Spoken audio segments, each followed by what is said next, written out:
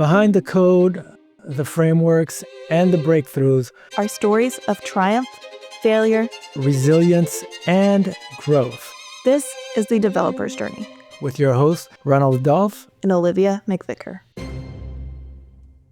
When you are interviewing, that is the nicest a company will ever be to you. Now, I personally never had a whiteboard interview. If I had ever done one, I would just kind of put that job on hold and say no.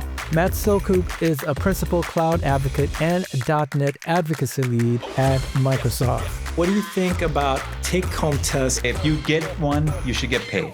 The charismatic person is probably going to go further. Don't be a jerk. Nobody wants you to fail. Hey, Matt, how are you doing today? Hey, Olivia, I'm doing great. Thank you for having me. Well, thank you so much for being here. I know Reynald and I really appreciate having you as our very first guest on The Developer's Journey. Yeah. I think to kick us off, if we could just hear a little bit about, what inspired you to even get into software development as a career, that would be great for everyone to hear. I can give you the really super duper short one-word version. Money. Oh, I knew it. I was yeah, I know right? This was going to be. Right? But no, okay. So it's because, when I graduated school, it was in the original .com boom, the late 90s. And so you either went into, you got hired no matter what you did. If you can say the word World Wide Web and not trip over those 3 W's, they hired you. So really it was that. I mean, I graduated in physics and was really thinking of going into graduate school, become a physics researcher, a physics professor, or I could go into computers and start writing programs. And it was just easier. You're coming out of school, you don't have a lot of cash. And it's like, all right, I'm going to take 1 or 2 years to do this. And all of a sudden, I'm not even sure. I can't even do the math in my head. This many years later, 25, 26 years later, here I still am. One of the most challenging aspects of a career in software engineering is often the very first step, landing the job. The interview process can feel like an overwhelming hurdle, especially because there's no one-size-fits-all approach. Interviews vary widely, and you might encounter any combination of the following: general technical questions about concepts like object-oriented programming, solid principles, using Copilot or debugging, algorithm challenges like those you would find on LeetCode, the infamous whiteboarding session, even take-home assignments. This process can feel intimidating, especially when you really want the job. With so many variables, preparing for every possibility seems almost impossible. Let's hear from Matt as he shares his perspective on navigating these interview challenges. Do you consider the tech job interview process broken? It depends on what the interview process is. Now, I personally never had a whiteboard interview. So if I had ever done one, I'm not sure if I would have enough, courage to actually just walk out of it, but that would be my feeling. I would just kind of put that job on hold and say, no, that's not for me. I'm not going to be able to write an application, an algorithm on the whiteboard at the drop of the dime. That would be broken. Rather, I just would have a conversation. And that's how I've conducted a lot of interviews at Microsoft. And I used to actually be contracted out from other companies to do interviews for them. And it's just really kind of having a conversation with that person to kind of get their overall appetite for wanting to learn. But I feel that people consider the process broken when you start leaning into questions where it doesn't even really reflect what you're going to do in your day-to-day job. So have you gone through interviews where you struggled through because it didn't even reflect, maybe they were asking algorithm questions where it wasn't even part of your... Yeah, it was it was almost like a conversation like this where we're all sitting down around a round table and they're asking questions that were pretty specific to C#. And it's I don't know if I can recall, a specific thing about and I'm making this up right now because I can't even remember what it was, how to, let's just say, put something into a list. And, what are the methods that are coming off of this one library? How am I supposed to know? I think, better off though is like if we can start talking just about, what's in the .NET framework. What are you excited about that's coming out with .NET 9 or .NET 8? I mean, I don't even expect you to be up with, the next release because you might be busy. But, what have you been working on? What are you excited about? Is there anything that you would have done differently? I think in trying to trick you and asking really specific niche questions. But I think like asking something about like, oh, can you diagram a database? Like that's I think kind of fair game. You don't want to get it down to be too nichey, but I mean, if you're going to be a database architect, you should be able to do a relational database, right? Be able to understand that. So I mean, but I think it's coming out in concepts rather than specifics. So here's a controversial one for you. What do you think about take-home tests? And do you think that you should be getting paid to do like the take-home interview test? And Olivia, I want you to answer that too after Matt. Yes. Okay. If you get one, you should get paid. Yes, absolutely. But I don't think you should even get one. Okay. But you should get paid. I mean, because it's just, I in my opinion, the take-home test, like they don't really respect the time of the person interviewing. Like, you're telling me on top of presumably you probably already working a job, or if you're not, like you have other responsibilities you're dealing with, you have to then take the time to go through the initial HR phone screening and then talk to these other people. And then, oh wait, here's this 2-hour take-home test that maybe you have to be proctored for, maybe you just have to, and you have to find time out of your day to do that. I think that is just such a ridiculous ask. And to me, one of the big things that I always tell people during the interview process is also remember that you're kind of interviewing them too. And in my opinion, if there's someone who that's how they value my time, it's just be like, hey, go take this test, then I don't necessarily want to be on a team where that's how they do my work-life balance and my boundaries. So yeah, those are my thoughts on it.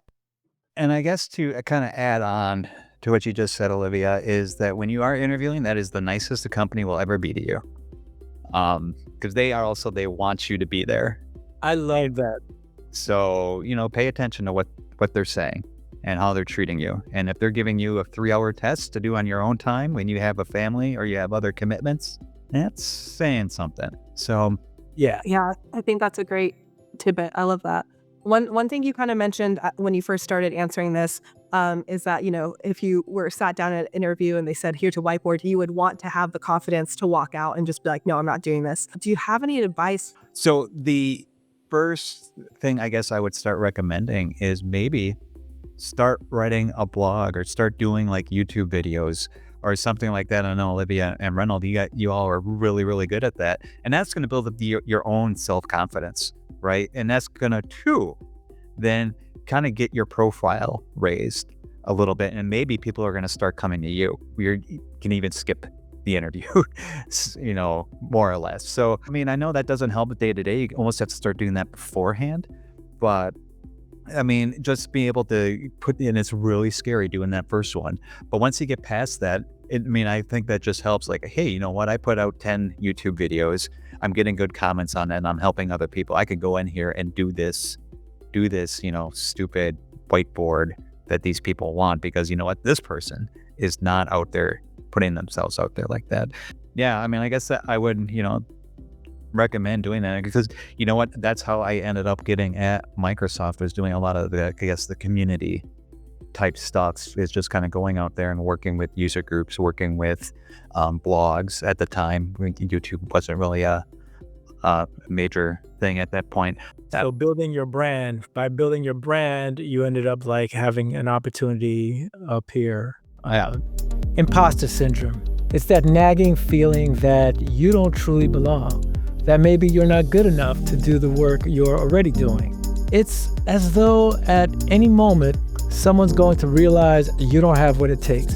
But the truth is, imposter syndrome often has little to do with actual ability and everything to do with confidence. It's that mental barrier that can hold us back, making us question our worth where we already earned our place. And here's the thing, you're not alone. So many people, from developers to seasoned experts, experience this feeling. But the more we talk about it, the more we can overcome it. Where I was before, and I hate to put it this way, you're almost like the big fish in a small sea, right? Because you're out there, you're doing things, and by nature, I like to dive in deep and learn stuff. And knowing more than other people, as bad as that sounds. You go to Microsoft, you're not that way. Never will be. I won't. I mean, there's very famous developer people who work here. And so you go into these meetings with these huge names and it's like, oh, I should not be here. This is not for me. But eventually you are going to, especially if they ask you a question, it's like, oh, my mute button's not working. I won't but it's internet issues, gotta go. Oh no. But eventually you start to realize that nobody wants you to fail, right? And it's just kind of slowly building up the confidence. I know this isn't a great answer. Like there's no one size fits all here, but I mean, nobody wants you to fail. So it's like the same thing if you do public speaking. Like audience does not want to see you fail. Even if the answer, you're sitting in a meeting, the answer you think, oh, this is terrible, and you're going on, this is a terrible answer. It's not, right? You got there for a reason.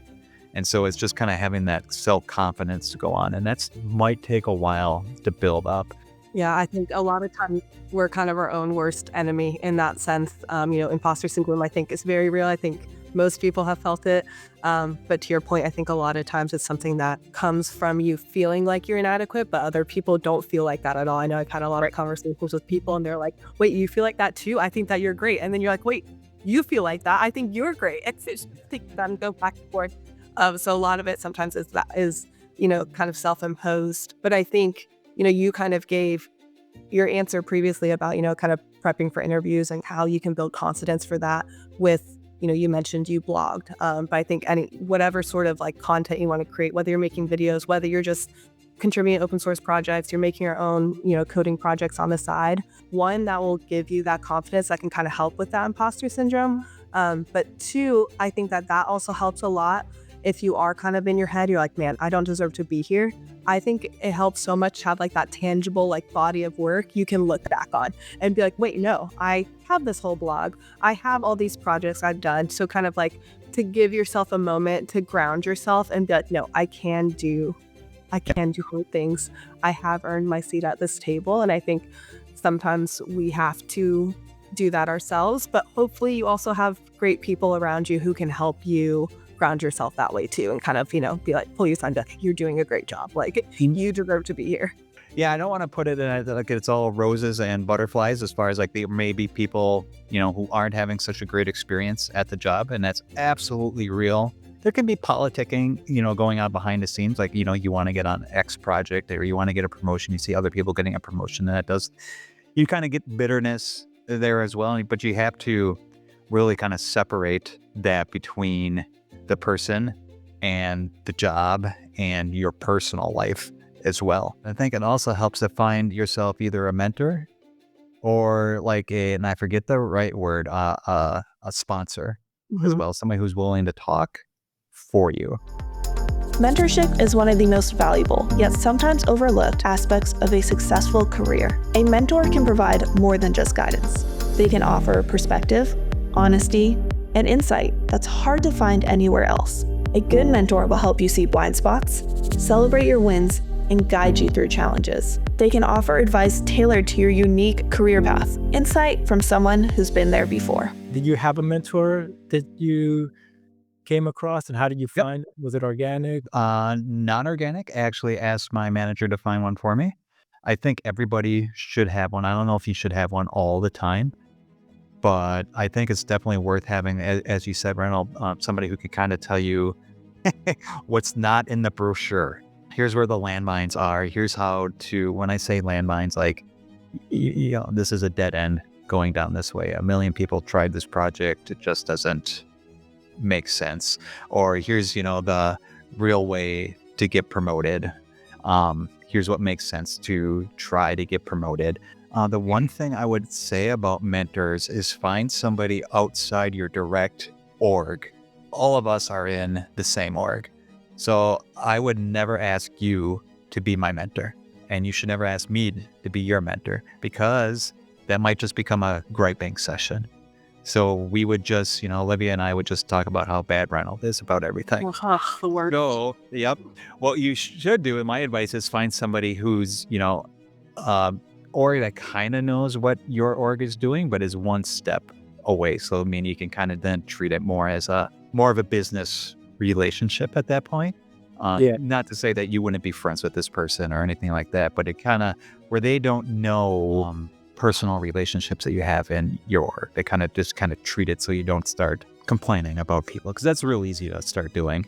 I think, one way that I always look at mentors too, I know you kind of mentioned like essentially that like mentors can be for different seasons of your career. It's not really necessarily going to be someone that you have throughout your entire career, but having kind of mentors for different aspects has always helped me as well. So like you were saying, like kind of having a mentor who's maybe tangential to you, not like straight in your day-to-day, helps to kind of abstract out and kind of be like, okay, here are the problems I'm having. Can you help this? And like without knowing the like nitty-gritty. And so they can kind of give you that big picture. So I think that can be helpful for your role. I think that can also be really helpful to have mentors who maybe focus more on your overall career progress. Okay, I want to be a manager one day, or, oh, how do I get to this next level? Look at it from that perspective. And then obviously, like, depending on who you are, where you are in your career, different mentors might make sense at different times. I was wondering if you could maybe speak a little bit more to, you mentioned that you asked your manager for a mentor. People who maybe don't have that resource for whatever reason, what advice would you give for people to find a mentor and how to approach that relationship? Because I think sometimes it can be intimidating to be like, oh, I'm just going to put some time on your calendar and like, can you help me with my life? Like, yeah, it's always tough, right? Because you always are more or less, you think of a mentor is that person is going to be, I guess, higher up in the org chart than you are. Doesn't necessarily need to be, but that's how you think. And like, so if you're going to go ask somebody like, oh, I'm going to waste your time, but it's actually kind of, at least for that person, it is, it's flattering, and they are more likely than not going to make time for you. If they are too busy, they probably can recommend somebody for you. So if you're going to do a cold call, I guess make sure they know who you are first. Otherwise they might be like, who is this? Otherwise, ask somebody who is in that org to make that introduction for you. When we think about success in our tech career, we often focus on technical skills, problem-solving abilities, and innovation. But there's another factor that's just as important, though rarely discussed: likability. In any job, and especially in tech, how you pitch your ideas can matter just as much as the ideas themselves. You can come up with the most brilliant, technically sound solution, but if it's presented poorly, or if your personality doesn't resonate with your team, it might be overlooked. Being likable isn't about being the loudest or the most outgoing person in the room. It's about building trust, showing respect for others' ideas, and communicating in a way that makes people want to listen. This isn't something, unfortunately, that we're taught in school, but it plays a huge role in how ideas are received and how we grow in our careers. Now let's listen to what Matt has to say. Unfortunately, I do think it's a thing, right? I mean, the charismatic person is probably going to go further. Politicians, right? They should be, they're charismatic, and most likely they go up. So there is something to that, but I don't necessarily think you have to be out there glad-handing everybody. I mean, I think where it is glad-handing? I haven't heard that. Reynald, I'm old. Hey, nice to meet you, old. You got any babies I could kiss? Yeah. So the I think where it is you don't necessarily have to, worry. Obviously you should not. Where it is, just don't be a jerk to people. I think is where it comes down to it. And you can sit in meetings and be quiet, and a lot of times you can be having a bad day and you just want to, this person is saying something that is not correct or you completely disagree with, but take that step back and not unload on them at the time, right? And like kind of think of a way like, all right, they're saying it for a reason, and maybe it's the next day that you think of, okay, that's why they said it, and this is why I disagree. And and so then even if you still disagree, you're going to be able to handle it better if you take a step back for an hour or overnight, right? And so you never send a email in anger right away. Wait overnight to think about it. Cool. Yeah. Thank you so much for sharing that. And I feel like we've gone through so many great tidbits that you've learned over your career. If there's one piece of advice that you could give someone who is getting started in software development, what would that be? It's probably not a surprise if you watch the whole interview, is like just kind of start building up your network, whether it's even attending user groups, whether they're in person or online. We didn't get into return to work, right? So, what back in the office, but in person might be better than online because you're building the relationships in person. Writing open source contributions, doing YouTube videos, TikTok videos, or shorts, or whatever you want to do, just kind of getting involved in the community somehow. And it's not necessarily building a brand so much where people are like, oh, there's Reynald walking down the street, but rather knowing that knowing that you have the self-confidence to be you're going to build up the muscle set of writing code, of being involved in a multitude of different projects. This is your chance to experiment, and just eventually you're going to build out your community and be able to say, hey, Olivia, what, you have any jobs? Do you know of anything? Or you're going to be able to come to me and say, hey, Matt, my company's hiring, or I heard of company B is hiring. You would be a good fit there. So that's obviously, that's another cliche, but that's the best way to get a job, is to have a good network, or they're coming to you and asking. This has been awesome. Matt, thanks so much for joining and being genuine with your answers. These are like a typical type of questions that we ask in tech discussions. So glad you came through with it. No, thanks for having me. I've been doing management too long. I want to be able to answer the tech questions. So I would have had to walk out. None of this whiteboard stuff, Reynald. Seriously. Yeah. Thank you so much, Matt. I definitely learned a lot. Definitely anyone watching, make sure you drop in the comments any tidbits that definitely resonated with you, and other questions that you would like to hear answered from any future guests. But Matt, it definitely was a pleasure having you on. I know there's even more we wanted to dive into, but I love the conversations that we were able to have. Great. I did too. Thanks for having me. All right, guys. So like Olivia mentioned, please let us know any questions that you want to ask in future episodes, and we will go ahead and attend to them. So thanks so much for joining, and we will see you in the next one.